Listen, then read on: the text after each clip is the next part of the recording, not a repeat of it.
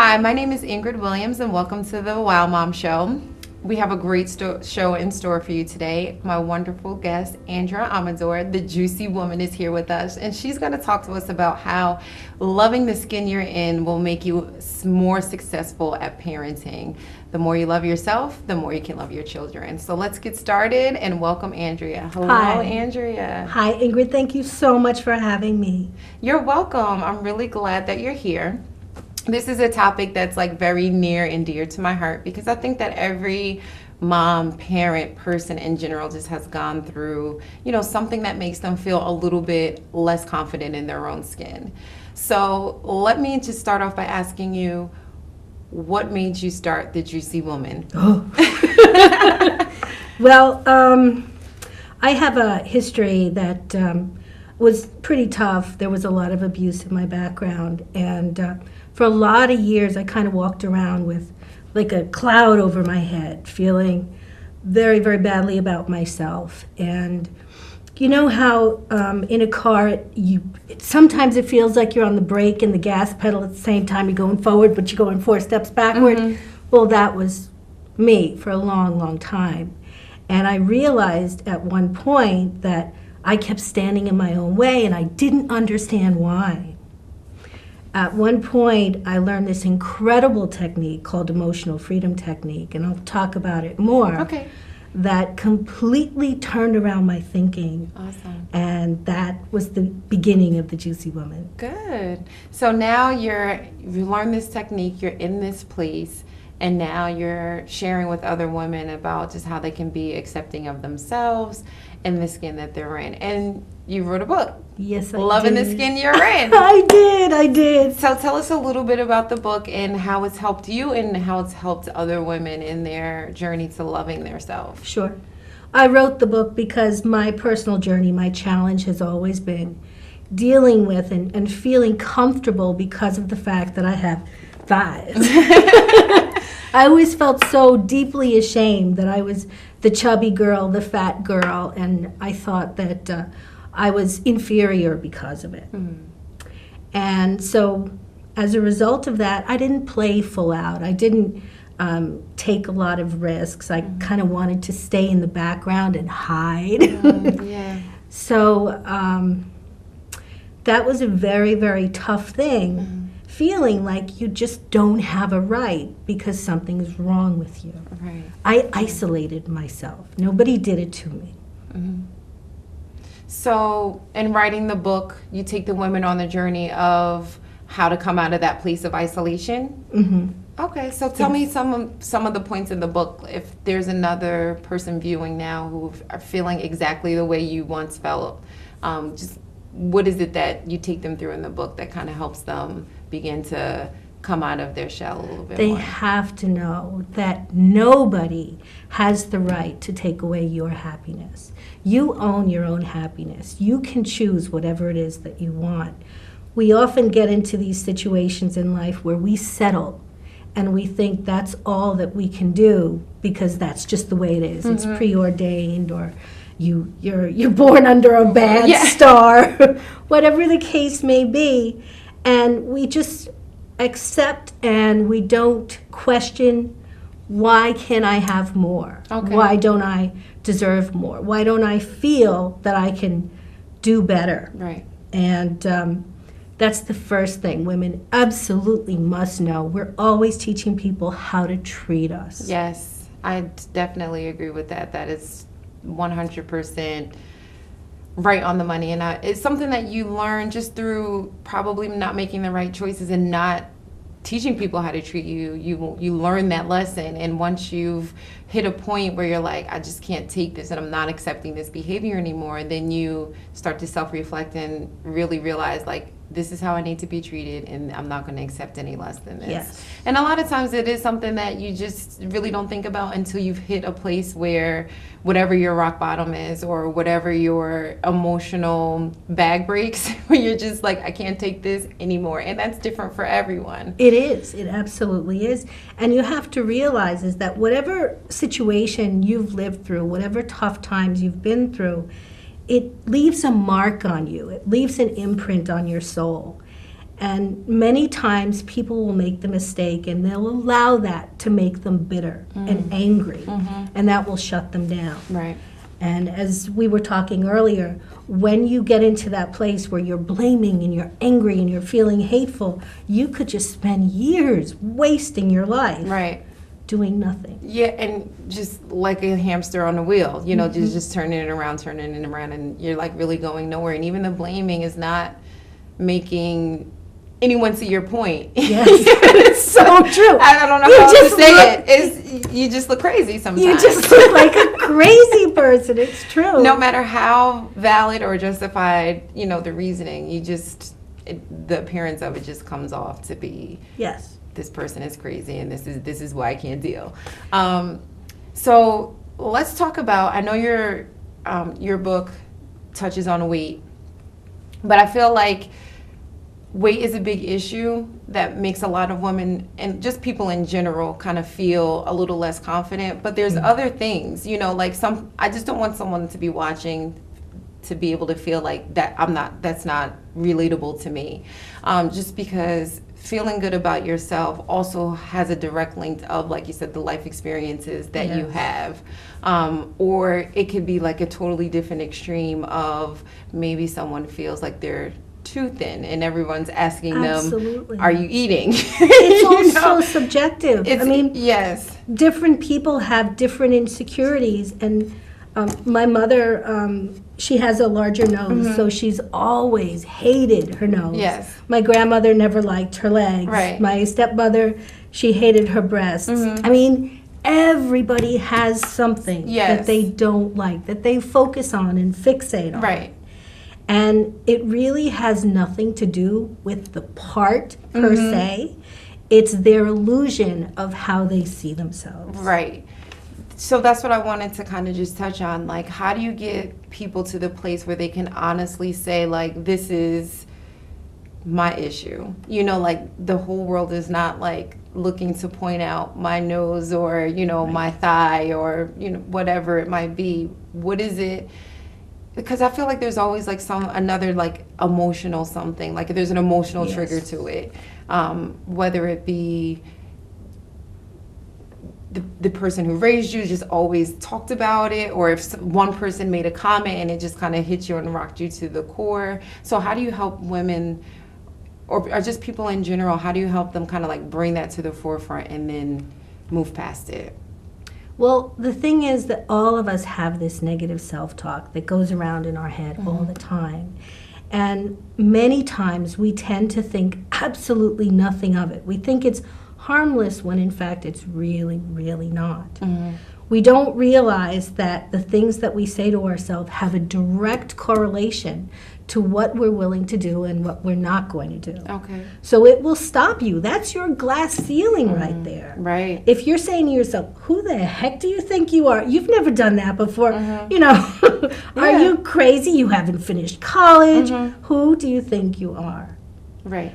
And when we have that rolling around in our head, that will be the thing that will hold us back. That's going to be the brakes that we apply. Nobody's doing it to us. I know. We do it to ourselves. It's so horrible. It really is. And when I realized that it wasn't actually my sexual abuse that was just kind of reverberating throughout my life, and that I was continually attracting other abusive situations, it was really a matter of me not feeling good enough to say, wait a minute, I'm no longer a kid here. Yeah. This is not okay.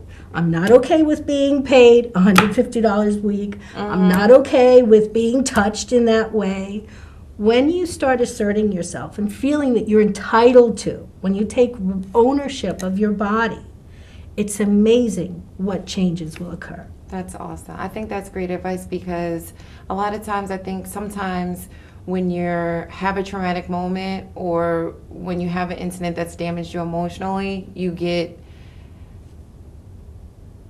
your emotional age, you get stuck there. Yes. Does that make sense? Totally. You get stuck there. And even if, you know, if it's something that happens as a child, you are now, you know, a 30-something-year-old person, but on the inside, emotionally, you might still be 6, 7, or 8, years old, whatever age you were when that traumatic incident happened, or if it happened later in life, the incident.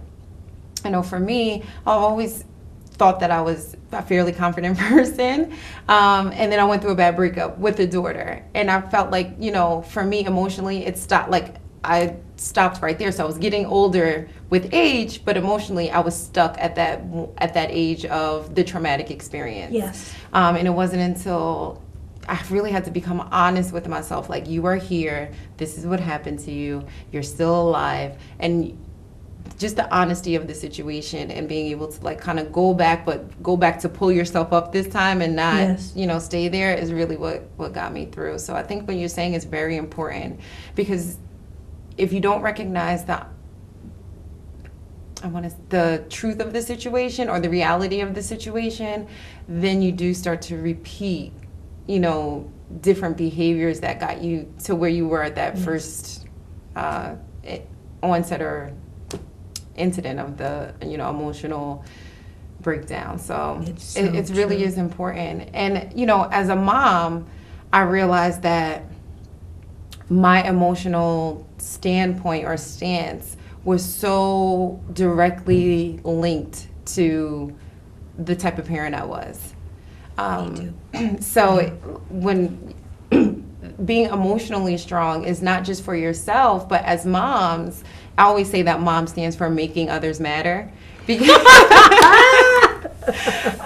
because we're charged with raising children to be confident people. Yes. And people who feel confident always feel like they matter to someone, so in the home is where they get it. So if you're not feeling like you matter, there's no way that you can make other people matter. If you didn't get it, you can't give it. Right, exactly. That's just the way it is. But the good thing is that we can reparent ourselves. Our parents only did the very best they could. Many times it may not seem like it, but they were also a product of their parents and their parents and their parents, and it goes down the line. All of the dysfunction just follows. It's like dominoes. I know, and sometimes I feel like the dysfunction helps us get to where we're supposed to be in the adult life. But when we return, we're going to talk about how we can take, after we've healed ourselves emotionally or started out on that journey, the things that we can kind of instill in our children to make them the confident people that they need to be. So we're going to take a quick break, and we'll be back to talk about how we can build up our children. Okay. My name is Ingrid Williams. We'll be taking a really quick break, and we'll be right back. Have a great day.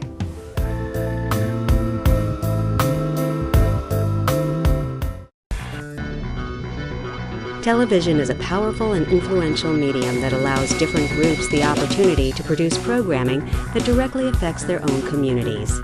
Public, educational, and government access channels ensure that all people, regardless of race, age, gender, disability, religion, or economic status, have access to local government information and the use of a public communication forum.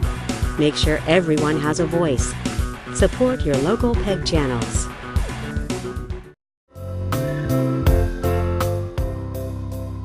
Welcome back to the Wow Mom Show. I'm your host, Ingrid Williams, and rejoining us is my guest for the day, Miss Andrea Amador. We're now going to talk about a couple of things that we can do to become healthier parents and make our children matter a little bit more in our days. Welcome back, Andrea. Hi. So let's just jump right in. We want to talk a little bit about just your parenting and how the journey of healing yourself emotionally, when you were in a little bit of darker places emotionally, how that came out in your parenting, and what do you think that you needed to do to fix those things? It came out in my parenting in that I was angry so often. And that anger was, it got displaced. I was actually angry at the people that had kind of led me into this place where I felt so badly about myself. I was so freaked out about the fact that I was overweight that at one point before my son, right after my son was born, I ran to the doctor and I said, "What are the chances that my son will be overweight?" Wow. And he said, "Well, since you and your husband are both overweight, really good chances." And from that point, it was like a vigil of, okay, we have to do anything that we can to not let our son be fat. And unfortunately, it went the other way. And all of the craziness and the insanity that my dad put me through, the weekly weigh-ins and, oh no, you're not going to eat that, you can't do that. I just passed it right on to my son. And it created the same hard feelings and the same hurt feelings and insecurities that I had endured as a child. And yet, as his mom, it was like I couldn't help myself. Right. I felt so lost, I didn't know what to do. I oftentimes feel like it's like an outer body experience. It Sometimes, is. like you're watching yourself from up here, and you're like, "Oh my gosh, I couldn't stand when my parents did that." And then, like, you see yourself from up here doing it, and you just want to like stop yourself, and you can't. Is that the feeling? What's that wrong you're with like, you, why are you doing that? Andrea? You know, you didn't feel good when that happened to you as a kid. Like, what is wrong Horrible. with you?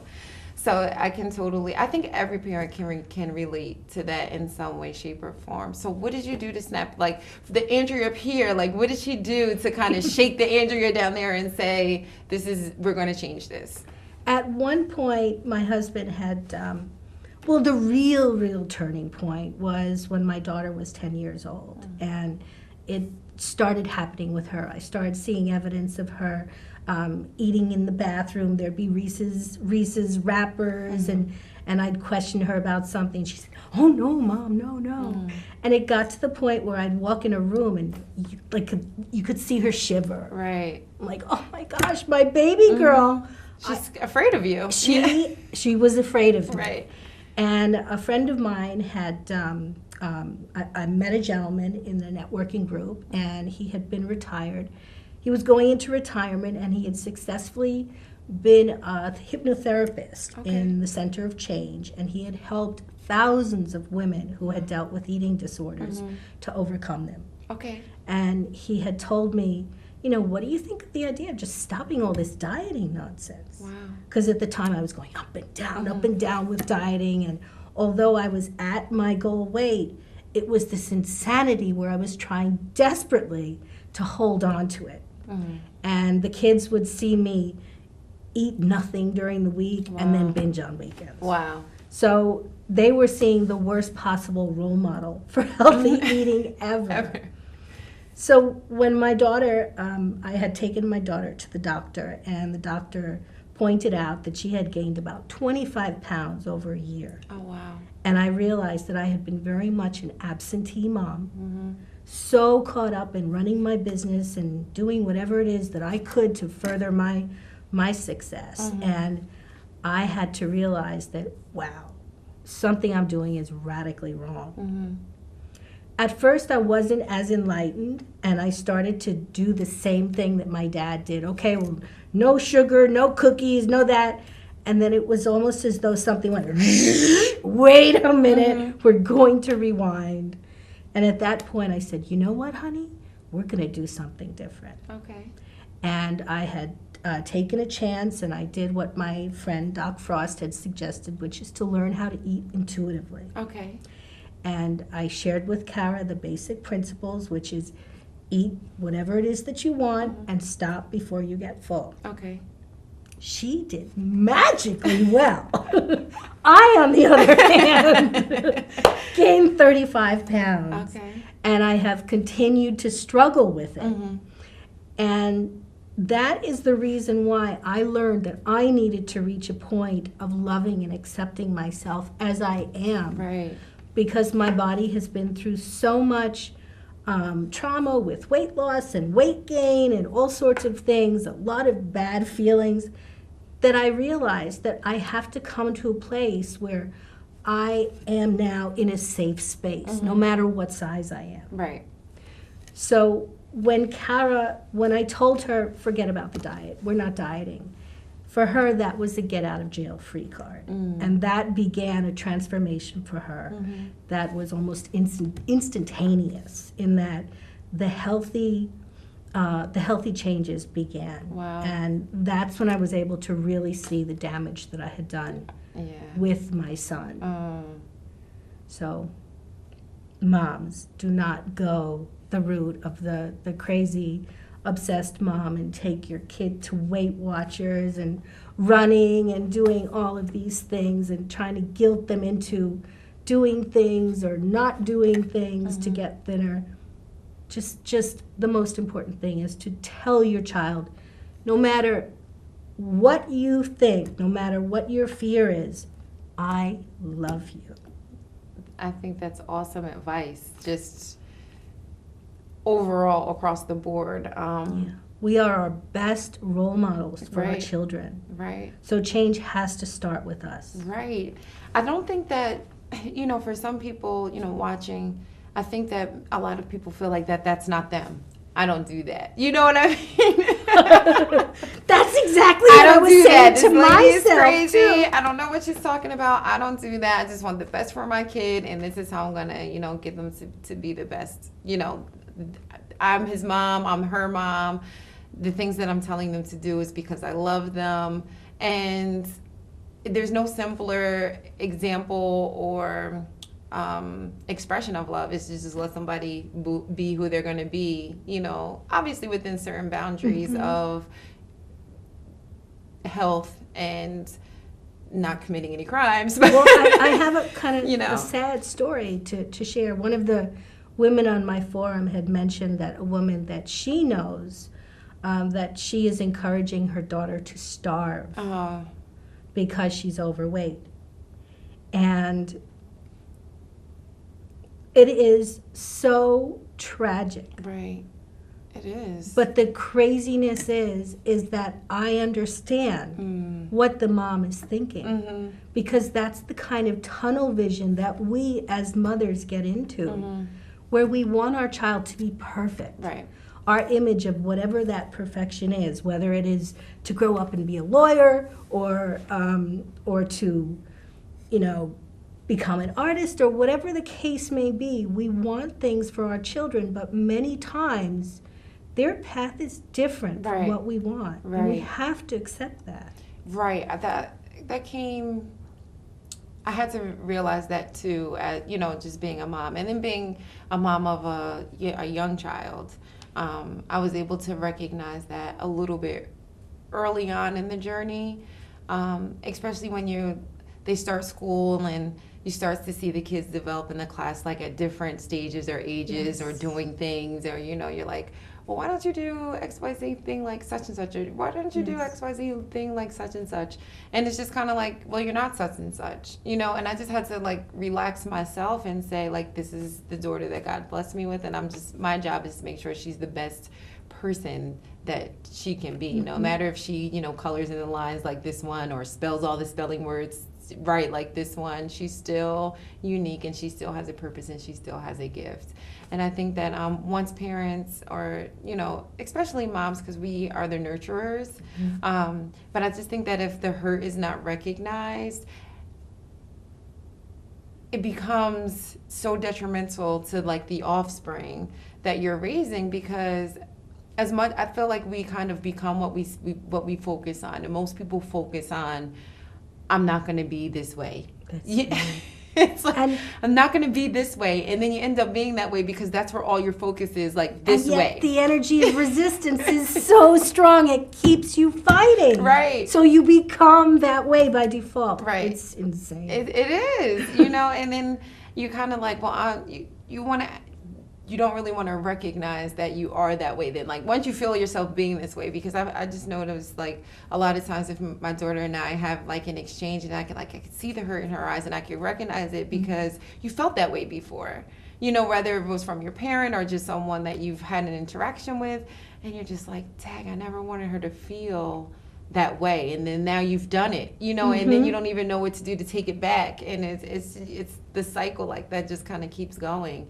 But what I have learned to do, and I don't know how effective this is or not, but what I have learned to do is, if I notice that I've affected her in a way that I feel like has damaged her emotionally, I will go back and say, honey, let me know how you're feeling, like just to get that out of her, and then, you know, apologize for making her feel that way, because that wasn't my intention, and just kind of explaining to her, you know, the outcome that I really didn't want from that interaction and how we can get it there, like both of us together. And that seems to be working. That means so much, because if you think of it, people will go for their lives with their parents already deceased, saying, gosh, I wish my dad would have, you know, said, I love you, or I made a mistake. So by you doing that in the moment, that makes such a difference. Right. And or sometimes just, you know, taking that step back of like, I can't, like, just go sit down, honey, we'll talk about it later. Yes. So what are your, before we wrap up, just to sum up everything that we've talked about in a nutshell, because we've covered a lot today, just maybe 2-3 tips to parents that can help get on the right emotional path for themselves and for their children. Okay. One you had mentioned, and that's to be honest with yourself. Really, really look at your life and be honest with yourself, and think about how it is that you're feeling and the things that you're saying to your children. It's so, so critical, because the things that you say to them, eventually, if you say them enough times, they'll say them to themselves. That's a good one. And that could either be wonderful or horrible. Right. So, thank you so much for coming on the show, Andrea. Just let the people know how they can find you, how they can Absolutely. learn more about you and learn more about your book. Absolutely. I am the Juicy Woman, all about empowerment from within. And my book is The Juicy Woman, Lovin' the Skin You're In, The Juicy Woman's Guide to Making Peace with Food and Friends with Your Body. And you can get it on thejuicywoman.com. Okay, great. Thank you so much. Thank you. I hope you enjoyed our show today. I hope this started you on a journey of a little bit of self-reflection and recovery and moving forward healthy with parenting. I wish you the best. Have a great week. Pick up Andrea's book because it's an awesome read. Thank you for watching. I'm Ingrid M. Williams, and I'm a Wow Mom. Have a great day.